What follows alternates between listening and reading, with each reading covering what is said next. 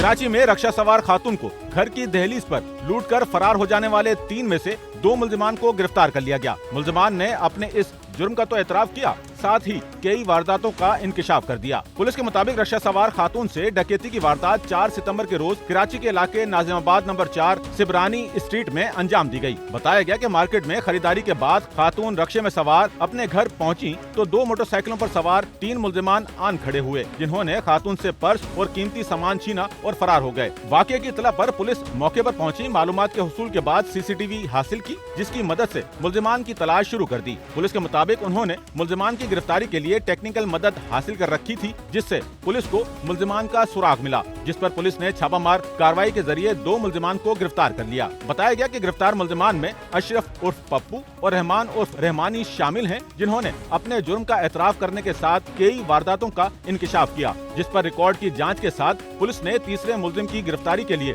कोशिशें शुरू कर दी। कैमरामैन अमीन के साथ Noman Rafiq, SNN Karachi. Sachal news network की वीडियोस में खुशामदीद। नाजरीन, वीडियो से मुतालिक अपनी कीमती राय का इजहार कमेंट बॉक्स में ज़रूर करें और चैनल को सब्सक्राइब करें।